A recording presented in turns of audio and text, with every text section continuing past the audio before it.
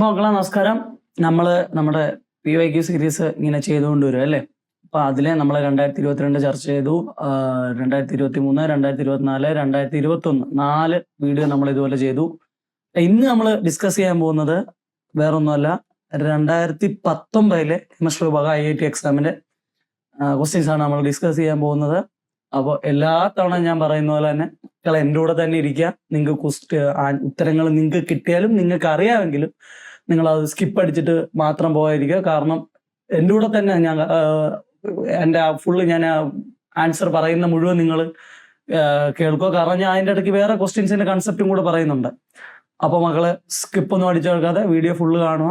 അത്ര ഇമ്പോർട്ടൻ്റ് ആയിട്ടാണ് നമ്മൾ ഓരോ ക്വസ്റ്റ്യനെ അപ്രോച്ച് ചെയ്യുന്നത്. നിങ്ങളും അത്രയ്ക്ക് ഒരു പരീക്ഷ എങ്ങനെ എഴുതുന്നു അതേപോലെ തന്നെ വളരെ ആക്റ്റീവായിട്ട് എൻ്റെ കൂടെ ഈ വീഡിയോയ്ക്കകത്തിരുന്ന് ത്രൂ ഔട്ട് ഈ വീഡിയോ കണ്ടിട്ട് നമുക്ക് പൊളിക്കണം. അപ്പോൾ നമുക്ക് ഫസ്റ്റ് ചോദ്യങ്ങളിലേക്ക് പോവാം. ഓക്കെ, അടുത്ത ചോദ്യത്തിലേക്ക് പോവാലോ. What are the correct orders of bond length D? D എന്ന് പറയുന്ന ഇപ്പൊ എന്താ? ഡി എന്ന് ഉദ്ദേശിക്കുന്നത് ബോണ്ട് ലെങ്ത് ആണ്. Okay, XX and bond dissociation enthalpy of BD. BD എന്ന് ഉദ്ദേശിക്കുന്നത് ബോണ്ട് ഡിസോസിയേഷൻ എൻതാൽപ്പിയാണ്. അതിന്റെ നൊട്ടേഷൻ പോലെ കാണിച്ചേക്കുവാണ്. XX four F2 and Cl2. X എന്ന് പറഞ്ഞപ്പോൾ നമുക്ക് മനസ്സിലായി ഒരു ഹാലോജൻസിനെ കുറിച്ചായിരിക്കും അവർ പറയുന്നത്. അവരുടെ അത് തന്നിട്ടുണ്ട്. വേറെ X = F4C. ഫ്ലൂറിൻ അല്ലെങ്കിൽ ക്ലോറിൻ ബോണ്ട് ലെങ്ത്തിന്റെ കറക്റ്റ് ഓർഡർ നമുക്ക് പറയണം.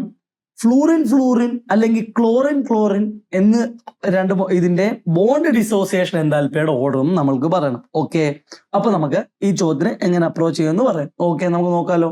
അപ്പൊ നമുക്കറിയാം ഹാലജൻസിലാണ് ഈ ഫ്ലോറിനും ക്ലോറിനും ഒക്കെ വരുന്നത് അല്ലേ. അപ്പൊ ഫ്ലോറിൻ കഴിഞ്ഞിട്ടല്ലേ ക്ലോറിൻ വരുന്നത്. അപ്പൊ എന്താണ്? അറ്റോമിക് നമ്പർ കൂടി ആറ്റോമിക് റേഡിയസും ഒക്കെ കൂടുന്നുണ്ട്. ആസ് എ റിസൾട്ട് ഇവൻ വലിയ ആറ്റം അല്ലേ, ബിഗ്ഗർ ആറ്റം അല്ലേ ആൻഡ് ഓൾസോ അറ്റോമിക് നമ്പറും കൂടുതലല്ലേ ദാൻ ഫ്ലൂറിൻ അല്ലേ. അതുകൊണ്ട് തന്നെ എന്താണ് അതുകൊണ്ട് തന്നെ ക്ലോറിൻ ബോണ്ട് ലെങ്ത് ഉറപ്പായിട്ടും കൂടുതലായിരിക്കും ഫ്ലൂറിൻ ബോണ്ട് ലെങ്തിനേക്കാളിലും. കാരണം ഇവയൊക്കെയാണല്ലോ കാരണം. എന്തുകൊണ്ടാണ്? ഫ്ലോറിൻ കഴിഞ്ഞിട്ടാണ് ക്ലോറിൻ വരുന്നത്. ക്ലോറിൻ ഒരു ബിഗർ ആറ്റവുമാണ്. അറ്റോമിക് നമ്പറും കൂടുതലായോണ്ട് എന്താണ്? സ്വാഭാവികമായിട്ടും chlorine bond length fluorine bond ലെങ്തിനേക്കാൾ കൂടുതലായിരിക്കും. ഓക്കെ, അപ്പൊ നമുക്ക് മനസ്സിലാവും. നോക്കുമ്പോൾ മനസ്സിലാവും ഈ ഓപ്ഷൻ കറക്റ്റ് ആവാം, ഈ ഓപ്ഷൻ തെറ്റാണ്, ഈ ഓപ്ഷൻ കറക്റ്റ് ആവാം, ഈ ഓപ്ഷൻ തെറ്റാണ്. അപ്പൊ 1, 3 AO CO ആണ് നമ്മുടെ ഏതെങ്കിലും കറക്റ്റ് ഉത്തരം. ഇനി നമുക്ക് ഇത് മാത്രം കണ്ടുപിടിച്ചാൽ വരാം. ബോണ്ട് ഡിസോസിയേഷൻ എൻതാൽപ്പിയും കൂടെ കണ്ടുപിടിക്കും. ഓക്കെ, ബോണ്ട് ഡിസോസിയേഷൻ എൻതാൽപ്പിയുടെ ഒരു ജനറൽ ട്രെൻഡ് എൻ്റെ മക്കൾക്ക് അറിയാം. ബോണ്ട് ഡിസോസിയേഷൻ എൻതാൽപ്പി കൂടും ബോണ്ട് ലെങ്ത് കുറഞ്ഞവർക്ക്. Bond dissociation enthalpy bond length കുറഞ്ഞവർക്ക് കൂടും എന്ന ജനറൽ സാധനം നമുക്കറിയാം. പക്ഷേ ഇവിടെ ആ ട്രെൻഡിന് വിരുദ്ധമായ കാര്യങ്ങളാണ് നടക്കുന്നത്. കാരണമെന്ന് പറഞ്ഞാൽ നമുക്കറിയാം ക്ലോറിനകത്ത് ലോൺ പേയേഴ്സിന്റെ പ്രസൻസ് ഉണ്ട്. അതേപോലെ തന്നെ അതിൻ്റെ അകത്ത് വേക്കന്റ് ഡി ഓർബിറ്റലും ഉണ്ട്. എവിടെ? ക്ലോറിന്റെ അകത്ത് ഫ്ലൂറിനെ വെച്ച് അപേക്ഷിച്ച് നോക്കുമ്പോൾ ലോൺ പേയേഴ്സിന്റെ പ്രസൻസും ഉണ്ട്. അതേപോലെ തന്നെ വേക്കന്റ് ഡി ഓർബിറ്റൽസ് ഉണ്ട്. അതുകൊണ്ട് തന്നെ ക്ലോറിൻ എന്ത് കാണിക്കും? ഒരു പാർഷ്യൽ ഡബിൾ ബോണ്ട് ഫോർമേഷൻ കാണിക്കത്തില്ലേ? പാർഷ്യൽ ഡബിൾ ബോണ്ട് ഫോർമേഷൻ കാണിക്കില്ലേ? കാണിക്കുമല്ലോ. എന്ന് പറഞ്ഞാൽ ക്ലോറിൻ ഈ ഒരു രീതിയിലേക്ക് കാണിക്കും. ആ പാർഷ്യൽ ബോണ്ട് ഫോർമേഷൻ കാണിക്കാനുള്ള കാരണം എന്താ? ക്ലോറിനെ ഫ്ലൂറിനെ വെച്ച് അപേക്ഷിക്കുമ്പോൾ ലോൺ പെയർസിന്റെ പ്രസൻസും ഉണ്ട്, ലോൺ പെയർസ് ഓഫ് ഇലക്ട്രോൺസ് പ്രസൻസും ഉണ്ട്, വേക്കന്റ് ഡി ഓർബിറ്റലും ഉള്ളതുകൊണ്ട് ക്ലോറിന് ഒരു പാർഷ്യൽ ഡബിൾ ബോണ്ട് ഫോർമേഷൻ കാണിക്കും. ആസ് എ റിസൾട്ട് ക്ലോറിന്റെ bond dissociation enthalpy fluorine bond dissociation എന്താൽപ്പിയേക്കാളും കൂടുതലായിരിക്കും. കാരണം എന്താ? ഫ്ലൂറിനകത്തൊരു പൈ ബോണ്ട് ഫോർമേഷന്റെ കാര്യങ്ങൾ കാണിക്കുന്നില്ല. കാരണം എന്താ? അവന് വേക്കൻഡ് ഓർബിറ്റൽ ഇല്ല. അതുകൊണ്ട് chlorine bond dissociation enthalpy fluorine bond dissociation എന്താൽപ്പിയേക്കാൾ കൂടുതലാകുമെന്ന് നമുക്ക് പറയാലോ. അങ്ങനെ നമുക്ക് ഓടിച്ചാടിപ്പോയി ഓപ്ഷൻ എ മാർക്ക് ചെയ്യല്ലോ. ഓപ്ഷൻ എ മാർക്ക് ചെയ്യാമല്ലോ.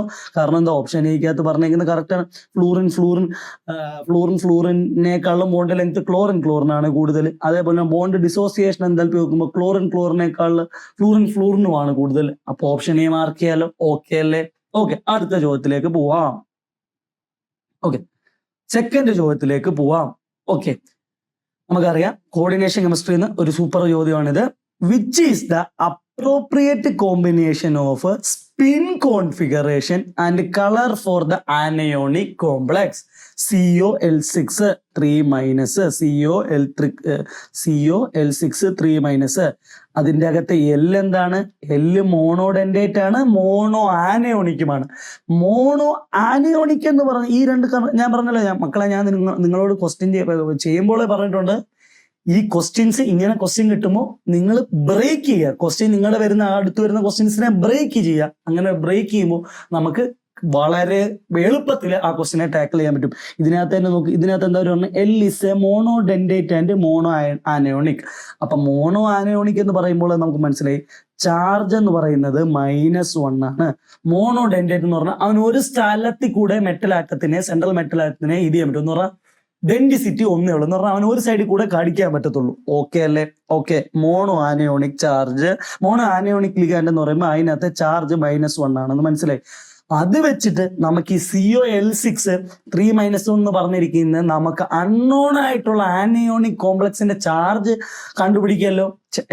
എന്തിന്റെ ചാർജ്? സെൻട്രൽ മെറ്റൽ ആറ്റത്തിന് കണ്ടുപിടിക്കല്ലോ. സെൻട്രൽ മെറ്റൽ ആറ്റത്തിന്റെ ചാർജ് എത്ര? x - 6 is equal to -3. as a result x+3 കിട്ടുമെന്ന് നമുക്ക് മനസ്സിലായല്ലോ. x+3 കിട്ടുമെന്ന് പറഞ്ഞാൽ CO+3 ആണ് കിട്ടുന്നത്. ഓക്കെ അല്ലെ? CO+3 ആണ് കിട്ടുന്നതെന്ന് നമുക്ക് മനസ്സിലായല്ലോ. ഓക്കെ, അപ്പോ ഇതിനകത്ത് അവര് വേറൊരു കാര്യം കൂടെ പറഞ്ഞിട്ടുണ്ട്. എൽ ഇസ് എ മോണോഡെൻഡേറ്റ് എന്ന് പറയുമ്പോൾ നമുക്കറിയാം ഏതാ? ഹാലജൻസ് വരും, ഫ്ലോറിൻ ബ്രോമിനൈഡും വരും, അതുപോലെ തന്നെ OH- എന്നുള്ള കാര്യങ്ങളൊക്കെ ആണല്ലോ. മോണോഡെൻഡേറ്റുമാണ്, അതുപോലെ തന്നെ അവരൊക്കെ മോണോ ആനയോണിക്കുമാണ്. അതുകൊണ്ട് തന്നെ നമുക്ക് ഈ X- OH- ഒക്കെ എന്താണ് മക്കളെ? ഇവരൊക്കെ വീക്ക് ഫീൽഡ് ലിഗാൻസ് അല്ലേ? ആണല്ലോ, വീക്ക് ഫീൽഡ് ലിഗാൻസ് ഉണ്ടാക്കുന്ന അവർ ഏത് തരം കോംപ്ലക്സ് ഉണ്ടാക്കുന്നത്? ഹൈസ്പിൻ കോംപ്ലക്സ് ആണല്ലോ. അതേപോലെ തന്നെ മറിച്ച് ഇതൊരു സ്ട്രോങ് ഫീൽഡ് ലിഗാൻസ് ആയിരുന്നെങ്കിൽ അവരുണ്ടാക്കുന്നത് ഹൈസ്പിൻ കോംപ്ലക്സ് അല്ല, മറിച്ച് അവരുണ്ടാക്കുന്നത് ലോ സ്പിൻ കോംപ്ലക്സ് ആണെന്നും മക്കൾക്കറിയാലോ. എന്ത്? സ്ട്രോങ് ഫീൽഡ് ലിഗാൻഡ് ആയിരുന്നു. ഈ വരുന്ന കേസിൽ L is a monodentate and mono anionic എന്ന് പറഞ്ഞുകൊണ്ട് നമുക്ക് മനസ്സിലാക്കാം ഒന്നെങ്കിൽ ഒരു ഹാലജൻസോ അല്ലെങ്കിൽ OH- എന്ന് പറയുന്ന കാര്യങ്ങളും ആയിരിക്കാം ലിഗാൻഡ് അഥവാ എല്ല്. അത് അങ്ങനെ വരുവാണെങ്കിൽ അവരെല്ലാം വീക്ക് ഫീൽഡ് ലിഗാൻഡ്സ് ആണ്. ആ ഒരു രീതിയിൽ നിന്ന് നമുക്ക് ഹൈസ്പിൻ കോംപ്ലക്സ് ആണ് എന്ന രീതിയിലേക്ക് പോവാം. ഹൈസ്പിൻ കോംപ്ലക്സ് ഉള്ള 2 ഓപ്ഷൻ അല്ലേ ഉള്ളൂ. ഇവര് രണ്ടും പോയി. ഓക്കെ, നമ്മൾ ഇവിടെ ആദ്യമേ CO+3 ചാർജ് നമ്മൾ കണ്ടുപിടിച്ചിട്ടുണ്ട്. അപ്പൊ കൊബാൾട്ടിന്റെ ചാർജ് നമ്മൾ കണ്ടുപിടിച്ചിട്ടുണ്ട്. CO+3 നമ്മൾ കണ്ടുപിടിച്ചിട്ടുണ്ട്. ആ CO+3 ഒരു വീക്ക് എന്താണ് ഒരു ഹൈസ്പിൻ കോംപ്ലക്സ് ഉണ്ടാക്കുവാണെങ്കിൽ CO+ ഒരു ഹൈസ്പിൻ കോംപ്ലക്സ് ഉണ്ടാക്കുവാണെങ്കിൽ അവരുടെ കളർ എന്ന് പറഞ്ഞത് യെല്ലോ ടു ഓറഞ്ച് ആയിരിക്കും. മറിച്ച് അവരൊരു ലോ സ്പിൻ കോംപ്ലക്സ് ആണ് ഉണ്ടാക്കുക എന്ന് വെക്കുക. എന്ന് പറഞ്ഞാൽ സ്ട്രോങ് ഫീൽഡ് ലിഗാൻഡ് ആണ് കൊബാൾട്ടിന്റെ കൂടെ അറ്റാച്ച് ചെയ്യുന്നെങ്കിൽ അങ്ങനെ ഉണ്ടാവുന്ന കോംപ്ലക്സസിന്റെ കളർ ഗ്രീൻ ടു ബ്ലൂ ആയിരിക്കും. പെട്ടിയിലാക്കി വെക്ക്. CO+3 നമുക്ക് കൊബാൾട്ടിന്റെ ചാർജ് നമ്മൾ ഇതിൽ നിന്ന് കണ്ടുപിടിച്ചു. നമുക്ക് തന്നിരുന്ന ക്വസ്റ്റിനകത്തെ ഹിന്റ് വെച്ച് കണ്ടുപിടിച്ചു. ആ കൊബാൾട്ടിന്റെ ചാർജ് +3 ആവുകയാണെങ്കിൽ ആ കൊബാൾട്ട് +3 ഹൈ സ്പിൻ കോംപ്ലക്സ് ഉണ്ടാക്കുവാണെങ്കിൽ അവരുടെ കളർ യെല്ലോ ടു ഓറഞ്ച് ആയിരിക്കും. അതുപോലെ തന്നെ CO+3 ലോ സ്പിൻ കോംപ്ലക്സ് ആണ് ഉണ്ടാക്കുന്നതെങ്കിൽ അത് ഗ്രീൻ ടു ബ്ലൂ ആയിരിക്കും ഉണ്ടാക്കുന്നത്. അപ്പോ നമുക്ക് പറയാമല്ലോ, നമ്മൾ ആദ്യം ഇവിടെ പറഞ്ഞു നമ്മൾ ഹൈ സ്പിൻ കോംപ്ലക്സ് ആണ് ഉണ്ടാക്കുന്നത്. ഹൈ സ്പിൻ കോംപ്ലക്സിനുള്ള യെല്ലോ ടു ഓറഞ്ച്, ഇവിടെ ഓറഞ്ച് തന്നിട്ടില്ല, അതുകൊണ്ട് യെല്ലോ തന്നിട്ടുണ്ട്. അപ്പൊ നമുക്ക് ഓപ്ഷൻ ഡി ആണെന്ന് മാർക്ക് ചെയ്യാലോ. ഇതിന്റെ ഉത്തരം ഓപ്ഷൻ ഡി ആണെന്ന് മാർക്ക് ചെയ്യാലോ. അല്ല, ഇങ്ങനത്തെ ചോദ്യം പേപ്പർ കിട്ടുമ്പോൾ ഞാൻ എല്ലാ വീഡിയോയിലും പറയുന്ന കാര്യം, ഇതൊരു കോമ്പറ്റേറ്റീവ് എക്സാമിനേഷൻ ആണ്. നമുക്ക് സമയം ലാഭിക്കാനുള്ള കാര്യങ്ങൾ ചെയ്യണം. ഉടനെ പിള്ളേർ ചെയ്യുന്ന അല്ലെങ്കിൽ ഒരു തെറ്റ് ഒരു കാര്യം എന്താന്ന് പറഞ്ഞാൽ, ഈ CO+ കണ്ടുകൊണ്ട് അവര് മറ്റേ ഈ ഏത് ഡി കോംപ്ലക്സ് ആണ് എന്ന് പറഞ്ഞാൽ ഏത് ഡി കോംപ്ലക്സ് സിസ്റ്റം ആണെന്ന് കണ്ടുപിടിക്കുക. അതിന്റെ ഒന്നും ആവശ്യമില്ല. നമുക്ക് സ്ട്രെയിറ്റ് ആണ് CO+3 ആണ്. CO+3 ആണ്. അതിനനുസരിച്ചാണ് ഒരു ക്വസ്റ്റ്യൻ ഫോം ചെയ്തേക്കുന്നത്. ഇത് CO+3 മാത്രം കാണിക്കുന്നതാണ്. ഈ CO+4 ആണെങ്കിൽ ഹൈസ്പിൻ കോംപ്ലക്സ് കാണിച്ചാൽ യെല്ലോ ടു ഓറഞ്ച് കളർ കാണിക്കുന്നില്ല. വെദർ ഇത് CO+3 മാത്രമാണെങ്കിൽ കാണിക്കുന്ന ഒരു കാര്യമാണ് ഇത്. അതുപോലെ തന്നെ ഇത് അങ്ങനെ ചെയ്ത CO+3 നമുക്ക് ഉത്തരം കിട്ടിയ പിന്നെ നമുക്ക് ഈ ഒരു കൺക്ലൂഷനിലേക്ക് എത്തല്ലോ. എന്തിനാണ് നമ്പർ ഓഫ് ഇതിനകത്ത് ഡി ഓർബിറ്റലിനകത്ത് നമ്പർ ഓഫ് ഇലക്ട്രോൺ സിസ്റ്റം ഒന്നും കണ്ടുപിടിച്ചുകൊണ്ടിരിക്കേണ്ട ഒരു ആവശ്യകത അതിനകത്തില്ല. അല്ലേ മക്കളെ? അപ്പോ നമ്മൾ ചെയ്യേണ്ടത് എന്താണെന്ന് പറഞ്ഞാൽ, ക്വസ്റ്റ്യൻസിന് ഇങ്ങനെയുള്ള രീതിയിൽ അപ്രോച്ച് ചെയ്യണം. ഇങ്ങനെയുള്ള രീതിയിൽ അപ്രോച്ച് ചെയ്യണമെന്നുണ്ടെങ്കിൽ ഞാൻ പറഞ്ഞു എന്താണ്, നമ്മൾ പ്രീവിയസ് ഇയർ ക്വസ്റ്റ്യൻസും പ്രീവിയസ് ഇയർ ക്വസ്റ്റ്യൻസിനെ അനുബന്ധിച്ച് പ്രീവിയസ് ഇയർ ക്വസ്റ്റ്യൻസിനെ വളരെ പ്രോപ്പറായിട്ട് നമ്മൾ ചെയ്ത 12 മോക്ക് ടെസ്റ്റുകളും അങ്ങനെയുള്ള എക്സാംസുകളും ഒക്കെ ഒന്ന് എഴുതുമ്പോൾ നമുക്ക് ഈ ഒരു രീതിയിലുള്ള എങ്ങനെയാണ് ഇവർ ചോദിക്കാൻ പോകുന്നത് ആ ഒരു ക്വസ്റ്റ്യൻ പേപ്പർ ഇടുന്ന രീതിയിൽ നമുക്ക് ചിന്തിച്ച് ക്വസ്റ്റ്യൻ പേപ്പറിനെ അപ്രോച്ച് ചെയ്ത് ക്വിക്ക്ലി നമുക്ക് ടാക്കിൾ ചെയ്യാൻ പറ്റും. അല്ലേ മക്കളെ? അപ്പൊ അങ്ങനെ ആകുമ്പോൾ നമ്മൾ ഞാൻ പറഞ്ഞ പോലെ തന്നെ 12 മോക്ക് ടെസ്റ്റ് നമ്മൾ ക്രിസ്പർ പ്രൊവൈഡ് ചെയ്യുന്ന 12 മോക്ക് ടെസ്റ്റുകൾ ഈ വീഡിയോയുടെ ഡിസ്ക്രിപ്ഷനിൽ ലിങ്ക് ഉണ്ട്. ആ ലിങ്ക് കയറി നിങ്ങൾ എൻക്വയറി ചെയ്യുക. ഓക്കെ. അതുപോലെ തന്നെ നമ്മളൊരു ക്രാഷ് കോഴ്സ് തുടങ്ങുന്നതാണ്. ഏപ്രിൽ 10 മുതൽ ഒരു ക്രാഷ് കോഴ്സ് നമ്മൾ ഇതുപോലെ പ്ലാൻ ചെയ്യുന്നുണ്ട്. ഞാനും കാണും നിങ്ങളുടെ കൂടെ കെമിസ്ട്രി വിഭാഗം പഠിപ്പിക്കാനായിട്ട്. അപ്പൊ നമുക്ക് ഒരുമിച്ച് ഇരുന്ന് പൊളിക്കാം. ഓക്കെ. അപ്പൊ ഈ 2019 അടുത്ത ക്വസ്റ്റ്യനിലേക്ക് നമുക്ക് പോവാലോ. ഓക്കെ, അടുത്ത ക്വസ്റ്റ്യനിലേക്ക് പോവാം. ഇതേണ്ട് ഹൈഡ്രജൻ എന്ന് പറഞ്ഞ ചാപ്റ്ററിലെ അടുത്തൊരു ചോദ്യമാണ്, which of the following combination of elements forms interstitial hydrates? Okay, interstitial hydrates എന്ന് പറയുമ്പോൾ നമുക്ക് മനസ്സിലായി അവൻ എന്തായാലും ഡി ബ്ലോക്ക് എലമെന്റ്സ് ആണ്. ഇൻഡസ്ട്രീഷ്യൽ എലമെന്റ്സ് എന്ന് പറയുമ്പോൾ ആ വേർഡ് എനിക്ക് ഇൻഡസ്ട്രീഷ്യൽ എന്ന് പറയുമ്പോൾ നമുക്ക് ഡി ബ്ലോക്ക് ആണ്. ഇനി ഡി ബ്ലോക്കിൽ ആരാ? അവൻ 3D ട്രാൻസിഷൻ സീരീസിലുള്ളവനാണോ? 3D transition സീരീസിലുള്ളവനാണോ? അല്ല. 4D ട്രാൻസിഷൻ സീരീസ് എന്ന് പറഞ്ഞാൽ സെക്കൻഡ് റോ ട്രാൻസിഷൻ മെറ്റൽസിന്റെ സെക്കൻഡ് റോയിലുള്ളവരാണ് ഇന്റർസ്റ്റീഷ്യൽ ഹൈഡ്രേറ്റ്സ് തരുന്നത്. അല്ലേ ആണല്ലോ. ഡയറക്റ്റ് ഞാൻ പറയുന്ന പോലെ തന്നെ ഇതിനൊക്കെ പേന എടുക്കുന്നവന് തേങ്ങ വലിച്ചേറണം അവന്റെ നെഞ്ചത്ത്. അപ്പോ ഇതിനൊന്നും ഒരു കാരണവശാലും ഇതേണ്ട ഡയറക്റ്റ് NCERT പേന എടുക്കേണ്ട. ഡയറക്റ്റ് ജസ്റ്റ് ഓപ്ഷൻസിന്റെ അടുത്തൂടെ പോവാ, മാർക്ക് ചെയ്തിട്ട് അടുത്ത ക്വസ്റ്റിലേക്ക് ചാടും. ഓക്കെ, നമുക്ക് ഓപ്ഷൻസ് നോക്കാം. ഓപ്ഷൻസ് ആണ് Na ആൻഡ് Mg. അല്ലല്ലോ, അവർ S ബ്ലോക്ക് എലമെന്റ്സ് അല്ലേ? അവർ S ബ്ലോക്ക് ആണ്. അവരുണ്ടാക്കുന്നത് ഏതാ? അയണിക് ഹൈഡ്രേറ്റ്സ് അല്ലേ അവരുണ്ടാക്കുന്നത്? Ionic hydrates. മക്കളെ, ഇതാണ് ഞാൻ പറഞ്ഞ ക്വസ്റ്റ്യൻ പേപ്പറിന്റെ ഞാൻ ഓരോ ക്വസ്റ്റ്യൻ പറയുമ്പോൾ അതിന്റെ ഫുൾ എക്സ്പ്ലനേഷൻ കേൾക്കണം. കാരണം ഇതിപ്പോ നിങ്ങൾക്ക് അറിയാവുന്ന ഒരു ആളാണ് ഉത്തരം ഹൈഡ്രേറ്റ്സ് എന്ന് അറിയാം. നിങ്ങൾക്ക് 4D ആൻസർ സീരീസിലാണ്. നിങ്ങൾ ഇതൊന്ന് ഉത്തരം ഇട്ടിട്ട് പോയാൽ ഈ ഒരു പോയിന്റ് ചിലപ്പോൾ നിങ്ങൾക്ക് അറിയണമെന്ന് കാണില്ല. പക്ഷെ ഞാൻ ഇന്ന ആൻസറിന്റെ ഡിസ്കഷനിലാണ് ഇത് പറഞ്ഞത്. അതുകൊണ്ട് വ്യക്തമായിട്ട് ഫുൾ വീഡിയോ ഇരുന്ന് നിങ്ങൾ കാണുക, ഫുൾ എക്സ്പ്ലനേഷൻ ഇന്ന് കാണാൻ ശ്രമിക്കുക. നിങ്ങൾ കണ്ടേ പറ്റും. ഓക്കെ മക്കളെ? ഓക്കെ. ഇനി ഇവൻ നോക്ക്, YB and titanium. Okay, yttrium titanium അവരെന്താണ്? അവർ 4D ട്രാൻസിഷൻ സീരീസിലല്ലേ? ട്രാൻസിഷൻ ഡി ബ്ലോക്ക് എലമെന്റ്സിലെ 4D ട്രാൻസിഷൻ സീരീസ് വരുന്നല്ലേ? അപ്പൊ ഉറപ്പായിട്ടും ചാടിപ്പോയി മാർക്കല്ലേ ഇവനെ ഉത്തരം ബി ആ ഉത്തരം. നമുക്ക് അടുത്ത ഓപ്ഷൻസ് കൂടെ നോക്കാം. മാംഗനീസ് ആൻഡ് അയൺസ് എന്താണ്? ട്രാൻസിഷൻ മെറ്റൽസ് ഒക്കെ തന്നെയാണ്, ഡി ബ്ലോക്ക് എലമെന്റ്സ് തന്നെയൊക്കെയാണ്. പക്ഷെ അവരെന്താണ്? 3D ട്രാൻസിഷൻ സീരീസ് അതുകൊണ്ട് അവർ കാണിക്കത്തില്ല. ബോറോൺ ആൻഡ് അലൂമിനിയം എന്താണ്? ബോറോൺ ആൻഡ് അലൂമിനിയം എന്ന് പറഞ്ഞാൽ ബോറോൺ ഫാമിലിയിലുള്ള കാര്യങ്ങളാണ്.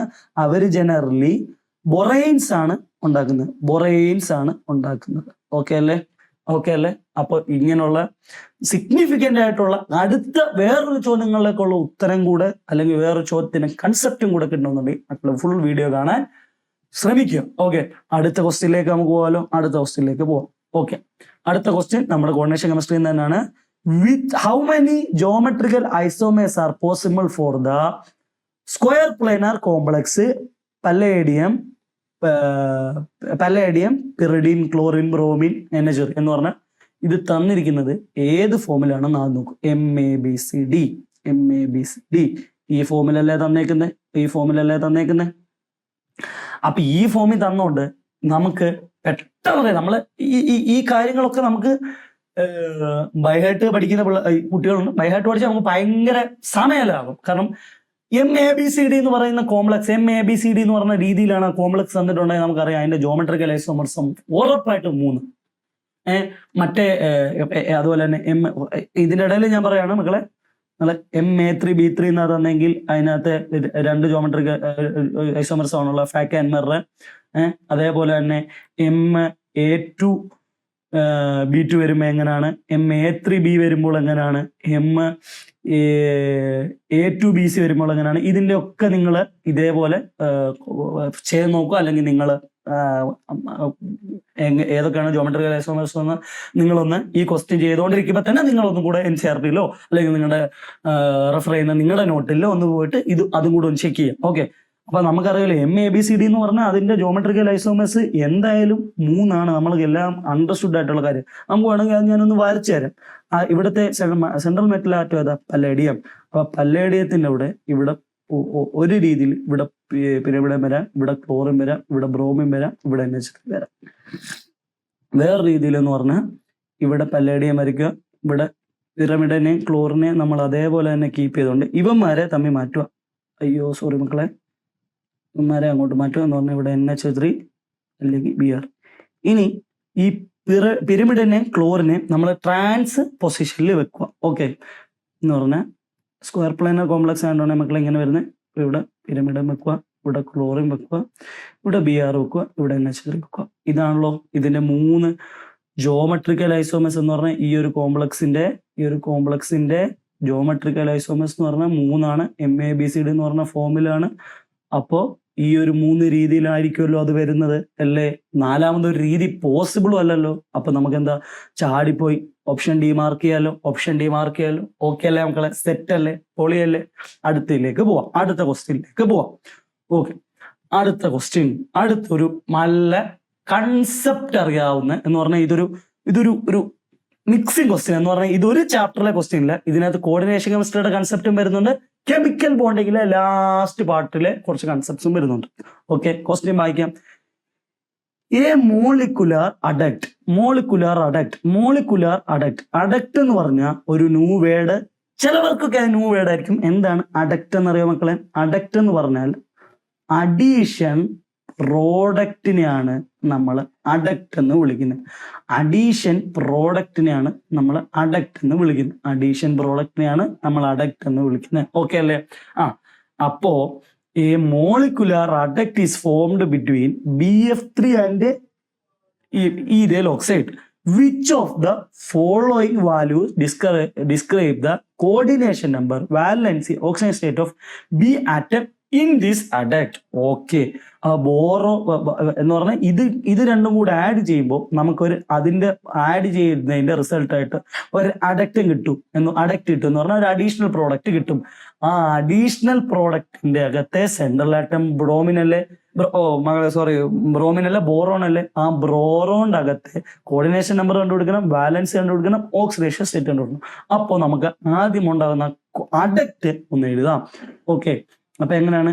BF3യും ഇതേൽ ഓക്സൈഡും കൂടെ ചേരുമ്പോൾ നമുക്കുണ്ടാവുന്ന അഡക്റ്റ് എന്ന് പറഞ്ഞാൽ അവന് ഇങ്ങനെ ആയിരിക്കും. അവനുണ്ടാവുന്ന അഡക്റ്റ് ഇങ്ങനെ ആയിരിക്കും. ഓക്കെ, ഇതിനകത്ത് മക്കള് വളരെ ശ്രദ്ധിക്കേണ്ട ഒരു കാര്യമുണ്ട്. ഞാൻ ഹൈലൈറ്റ് ചെയ്തിടാം. This bond is a dative bond. Dative ബോണ്ടിന്റെ വേറൊരു പേരെന്താ? Coordinate bond. കോർഡിനേറ്റ് ബോണ്ടാണ് എന്തെല്ലാമാണ് നമ്മൾ എന്താണ് കെമിക്കൽ ബോണ്ടിങ്ങിന് അവസാന ഭാഗത്ത് നമ്മൾ പഠിക്കുന്ന കാര്യമാണല്ലേ എന്താണ് കോർഡിനേറ്റ് ബോണ്ട്. കോർഡിനേറ്റ് ബോണ്ടിന്റെ വേറൊരു പേരാണ് ഡേറ്റീവ് ബോണ്ട്. എങ്ങനെ അതുണ്ടാവുന്നത്, എപ്പോഴാ, ഇതെല്ലാ കാര്യങ്ങളും മക്കൾക്ക് അറിയാലോ. ഞാൻ അതിലേക്ക് ഒന്നും കൂടുതൽ പോകുന്നില്ല, നിങ്ങൾക്ക് അറിയാവുന്നുണ്ട്. ഓക്കെ, നമുക്ക് ഈ ഓപ്ഷന്റെ ഈ ക്വസ്റ്റിന്റെ ഈ അഡക്റ്റിന്റെ നമുക്ക് coordination number, balance, oxygen state ഒക്കെ കണ്ടുപിടിക്കാം. ഓക്കെ, അപ്പോൾ ആദ്യം നമുക്ക് കോർഡിനേഷൻ നമ്പർ കണ്ടുപിടിക്കും. കോർഡിനേഷൻ നമ്പർ മക്കളെ ഇത് ഈ കോർഡിനേറ്റ് ബോണ്ട് ഞാൻ ഡിസ്ക്രൈബ് ചെയ്യാൻ കാണിച്ചിരിക്കുന്ന ഈ സാധനം നിങ്ങൾക്ക് നാളെ ഒരിക്കൽ ഒരു കൺഫ്യൂഷൻ. ഈ ഒരു സാധനം ഞാൻ തുടച്ചു കളയാണേ, ഒരു സാധനം തുടച്ചു കളയാം. അപ്പൊ നമുക്ക് ഈ ഒരു ഞാൻ കാണിച്ചേക്കുന്ന ഈ ഒരു ബോണ്ടിനെയാണ്, ബോണ്ടിന്റെ സ്പെസിഫിക്കേഷൻ ഞാൻ എഴുതിയിരിക്കുന്നത്. This bond is dative bond or coordinate bond. Okay, അപ്പൊ നമുക്ക് ഈ ഒരു അഡക്റ്റിന്റെ കോർഡിനേഷൻ നമ്പറും വാലൻസി ഓക്സിഡേഷൻ സ്റ്റേറ്റും കണ്ടുപിടിക്കണം. കണ്ടുപിടിച്ച് തരാലോ. അതിനെന്താ, വാടാ മക്കളെ. ഓക്കെ, അപ്പോ ഇതിനകത്ത് കോർഡിനേഷൻ നമ്പർ നേരെ അങ്ങ് നോക്കിയാൽ പോരെ മക്കളെ. ഇവിടുണ്ട്.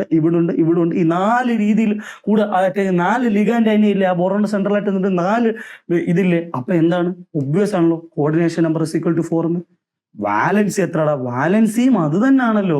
നോക്ക്, വാലൻസി നിങ്ങൾ നോക്ക്, 1 2 3 4 തന്നെയല്ലേ. കോർഡിനേഷൻ എന്താണ്, ബോറോൺ 4 ലിഗാൻഡുമായിട്ട് അറ്റാച്ച് ചെയ്തേക്കുന്നു, 3 ഫ്ലൂറിനും ഇവിടുത്തെ ഈ ഒരു സാധനമായിട്ട് ഒരു ലിഗാൻഡുമായിട്ട് അറ്റാച്ച് ചെയ്തിരിക്കുന്ന പോലെ അറ്റാച്ച് ചെയ്തുകൊണ്ട് അതിന്റെ കോർഡിനേഷൻ നമ്പർ 4. ഇനി ബാലൻസ് നോക്കുവാണെങ്കിൽ 3 ഫ്ലോറിനോട് അറ്റാച്ച് ചെയ്യുന്നുണ്ട്. ഇവിടെ ഒരു ഓക്സിജൻ ഉണ്ടാക്കുന്ന ഒരു കോംപ്ലക്സുമായിട്ട് കോർഡിനേറ്റീവ് ബോണ്ട് വെച്ചിട്ട് അറ്റാച്ച് ചെയ്തിട്ടുണ്ട്. അങ്ങനെ ആകുമ്പോൾ എന്താ, അവന്റെ വാലൻസിയും ഉറപ്പായിട്ടും 4 തന്നെ ആയിരിക്കത്തില്ല, വാലൻസിയും 4 തന്നെ ആയിരിക്കും. ഇനി കണ്ടുപിടിക്കും ഓക്സിഡേഷൻ സ്റ്റേറ്റ്. ഈ ഓക്സിഡേഷൻ സ്റ്റേറ്റും കുട്ടികൾ ഒരു തെറ്റിദ്ധാരണ മൂലം 4 എന്ന് എഴുതി വെക്കും. തെറ്റാണ് മക്കളെ ആ കാര്യം. കാരണം എന്താണെന്ന് പറഞ്ഞാൽ അത് 4 അല്ല വരുന്നത്. ഒരു കോർഡിനേറ്റ് ബോണ്ട് വന്നു എന്ന് പറഞ്ഞ്, ഒരു ഡേറ്റീവ് ബോണ്ട് വന്നു എന്ന് പറഞ്ഞാൽ അതിന്റെ ഓക്സിഡേഷൻ സ്റ്റേറ്റിന് ഒരു മാറ്റവും വരുത്തില്ല മക്കളെ. കാരണം നിങ്ങൾ NH3യും NH4+ എടുത്തു നോക്ക്. NH3യും NH4+ വരുമ്പോൾ NH3ക്കകത്ത് ഡേറ്റീവ് ബോണ്ട് ഇല്ല. ഡേറ്റീവ് ബോണ്ട് ഇല്ല. പക്ഷെ ഇവിടെ ഡേറ്റീവ് ബോണ്ട് ഉണ്ട്. എന്ന് പറഞ്ഞിട്ട് ഈ NH3യും NH4+ വരുന്ന ആ കേസിൽ NH3ക്കകത്ത് ഡേറ്റീവ് ബോണ്ട് ഇല്ല, NH4+നകത്ത് ഡേറ്റീവ് ബോണ്ട് ഉണ്ട് എന്ന് പറഞ്ഞിട്ട് ഇതിനകത്തെ നൈട്രജൻ, സെൻട്രൽ ആറ്റമായ നൈട്രജന്റെ ഒരു വ്യത്യാസം വരുന്നില്ല മക്കളെ. അതേപോലെ തന്നെ ഇവിടെ ഒരു കോർഡിനേറ്റ് ബോണ്ട് നമ്മുടെ ബോറോൺ ഉണ്ടാക്കി എന്ന് പറഞ്ഞിട്ട് അതിന്റെ വാലൻസി, അതിന്റെ ഓക്സിഡേഷൻ സ്റ്റേറ്റിന് എന്തുവാ മക്കളെ വ്യത്യാസം വരുന്നത്. ഇതിന്റെ ഓക്സിഡേഷൻ സ്റ്റേറ്റ് എത്ര, -3. ഇവിടെ ഫ്ലൂറിൻ കാരണം ഉണ്ടാകുന്ന 1 -1 -2 -3. അതിനെ ഇത് ചെയ്യാൻ തത്തുല്യമായിട്ട് ഇവിടെ ഒരു +3 ഉണ്ടാവുമല്ലോ. അത് തന്നെയാണ് മക്കളെ അതിന്റെ ഓക്സിഡേഷൻ സ്റ്റേറ്റ്. ഇവിടെ ഒരു ഡേറ്റീവ് ബോണ്ട് ഉണ്ടാക്കി എന്ന് പറഞ്ഞിട്ട് dative bond has no effect in the oxidation state. അതുകൊണ്ടാണ് 3 ഫ്ലൂറിന് -1 ചാർജുള്ള 3 ഫ്ലൂറിൻ -3 ഉണ്ടാക്കുമ്പോൾ അതിന് അപ്പുറത്ത് +3 ഉണ്ടാക്കുന്ന ബോറോണ് അപ്പുറത്തൊരു ഡേറ്റീവ് ബോണ്ട് വെച്ച് ഒരു കോംപ്ലക്സ് ആയിട്ട് അറ്റാച്ച് ചെയ്തിട്ടുണ്ടെങ്കിൽ ആ ഡേറ്റീവ് ബോണ്ട് കാരണം അതിന്റെ ഓക്സിഡേഷൻ സ്റ്റേറ്റിന് ഒരു വ്യത്യാസവും വരുന്നില്ല. അതിന് ഒരു തരത്തിലുള്ള വ്യത്യാസവും വരുന്നില്ല. അതുകൊണ്ട് തന്നെ അതിന്റെ ഓക്സിഡേഷൻ സ്റ്റേറ്റ് +3 തന്നെയാണെന്ന് നമുക്ക് എഴുതാം. അല്ലേ, +3 തന്നെയാണെന്ന് അറിയാം. അപ്പൊ എങ്ങനെ വരുന്നത്, ഏത് ഒരു ഓപ്ഷൻ അല്ലേ ഉള്ളൂ മക്കള്, ഓപ്ഷൻ എ മാത്രമല്ല അങ്ങനെ വരുന്നുള്ളൂ. അടുത്ത ക്വസ്റ്റ്യനിലേക്ക് പോകാലോ. ക്രിസ്റ്റൽ ക്ലിയർ ആക്കി വെക്കണേ ഈ കൺസെപ്റ്റ്സ്. ഇത് നിങ്ങൾ കാണാൻ പഠിച്ചിട്ട് ഞാനൊരു കാര്യം പറഞ്ഞു, BF3 ഇതേൽ ഓക്സൈഡും കൂടെ ചേരുമ്പോൾ ഇങ്ങനെ ഒരു അഡക്റ്റ് ഉണ്ടാവും. ഇത് തന്നെ 2025 ക്വസ്റ്റ്യൻ പേപ്പർ ചോദിക്കുന്നില്ല. ഈ കൺസെപ്റ്റ് ക്രിസ്റ്റൽ ക്ലിയർ ആണെങ്കിൽ നിങ്ങൾക്ക് ഇത് വെച്ച് വരുന്ന ഏത് ചോദ്യം ചെയ്യാം മക്കളെ, ഞാൻ എഴുതി തരാം. പക്ഷെ ഇത് നിങ്ങൾ കൺസെപ്റ്റ് ക്ലിയർ അല്ല, ചുമ്മാതെ പോയാൽ പണി പാളുവേ. ഓക്കെ, അടുത്ത ക്വസ്റ്റ്യനിലേക്ക് പോകാമല്ലോ മക്കളെ. ബയോമോളിക്യൂൾസ് എന്നൊരു ഡയറക്റ്റ് നമ്മുടെ എല്ലാ തവണ നമ്മുടെ ടൈം സേവിങ് ചാപ്റ്റർ ആയിട്ടുള്ള ഒരു ചാപ്റ്ററാണ് ബയോമോളിക്യൂൾസ്. അതിൽ നിന്നൊരു കിണ്ണൻ എന്താണ് ഒരു ടൈം സേവിങ് ക്വസ്റ്റ്യൻ നോക്കാം. ക്വസ്റ്റ്യൻ പേപ്പർ വായിച്ചിട്ട് വിത്തിൻ 5 സെക്കൻഡ്സ് ഞാൻ എക്സ്പ്ലെയിൻ ചെയ്ത് ഇത് ആയിരിക്കും. വിത്തിൻ 5 സെക്കൻഡ്സ് അല്ലെങ്കിൽ 5 to 8 സെക്കൻഡ്സിനുള്ളിൽ നിങ്ങൾ ക്വസ്റ്റ്യൻ പേപ്പർ ആൻസർ മാർക്ക് ചെയ്തിരിക്കണം. എക്സാമിന് എഴുതുമ്പോൾ. ഓക്കെ, വൈൽ മേക്കിംഗ് പനീർ അല്ലെങ്കിൽ cottage cheese from milk by adding dilute acetic acid milk proteins undergo. ഇത് വളരെ എന്താണ് പറഞ്ഞത്, ഈ പനീർ എങ്ങനെ ഉണ്ടാക്കുന്ന അല്ലെങ്കിൽ ആസിഡിക് ആസിഡ് ഒന്നും അറിയാത്തവനും ഇവിടെ ഒരു വാക്ക് നിങ്ങൾ ലോക്ക് ചെയ്യുക, മിൽക്ക് പ്രോട്ടീൻസ്. ഈ വാക്ക് ലോക്ക് ചെയ്തിട്ട് ജസ്റ്റ് ഓപ്ഷനിലൂടെ പോകുമ്പോൾ തന്നെ നിങ്ങൾക്ക് മനസ്സിലാവും ഏതാ ഉത്തരം. നമ്മുടെ ഓപ്ഷൻസ് നോക്കാം. സോലുബിലൈസേഷൻ, ഡീഗ്രഡേഷൻ, ഡീനാച്ചുറേഷൻ, പോളിമറൈസേഷൻ. പ്രോട്ടീൻസും ഡീനാച്ചുറേഷൻ സംഭവിച്ചിട്ടല്ലേ മക്കളെ പനീർ ഉണ്ടാവുന്നത്. നമ്മുടെ മിൽക്കിൻ്റെ അകത്തോട്ട് ഒരു ഇച്ചിരി അസറ്റിക് ആസിഡ് ഒഴിച്ചു കഴിഞ്ഞാൽ അവിടെ നമ്മുടെ മിൽക്ക് ഒരു രീതിയിലപ്പുറം ഇത് ചെയ്ത് കഴിയുമ്പോൾ റിയാക്ഷൻ ഉണ്ടാക്കുമ്പോൾ അതിന്റെ സ്വതസിദ്ധമായ നേച്ചർ നഷ്ടപ്പെട്ടിട്ട് അത് പനീർ എന്ന അതിന്റെ വേറൊരു ഫോമിലേക്ക് മാറും. അപ്പൊ ഇവിടെ എന്താണ്, ഇത് ഡീനാച്ചുറേഷൻ തന്നെ അല്ലേ ആൻസർ, ഓപ്ഷൻ സി അല്ലേ. എന്തായാലും അടുത്ത ക്വസ്റ്റ്യനിലേക്ക് ചാടിപ്പോവാം. ഓക്കെ, അവൻ വന്നു. ആര് വന്നു? ഓർഗാനിക്. പേട് സ്വപ്നം. എന്തോന്ന് പേട് സ്വപ്നം? ഒരു പേട് സ്വപ്നമില്ല. ഇവനൊക്കെ നമുക്ക് ചാവട്ടി കൂടി ആയത് കളയാം. Okay, what is the final major product of the following reaction? ഇതാണ് റിയാക്ഷൻ, ഇതാണ് റിയാക്ഷൻ, ഇതാണ് റിയാക്ഷൻ, ഇതാണ് റിയാക്ഷൻ, ഇതാ റിയാക്ഷൻ കേട്ടോ. അപ്പോൾ ഇത് ഓപ്ഷൻ ഞങ്ങൾക്ക് ഒന്നുകൂടെ വേണേ മക്കൾക്ക് ക്ലിയർ ആക്കാൻ ഒന്നുകൂടെ സാർ എഴുതാം. ഇത് ഓപ്ഷൻ എ, ഇത് ഓപ്ഷൻ ബി, ഇത് ഓപ്ഷൻ സി, ഇത് ഓപ്ഷൻ ഡി.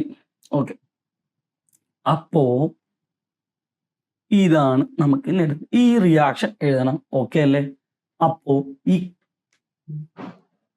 ഈ ഒരു മോളിക്യൂളിനെ KOH അല്ലെങ്കിൽ എഥനോൾ വെച്ച് ട്രീറ്റ് ചെയ്യുമ്പോൾ എന്താണ് ഉണ്ടാകുന്നത്?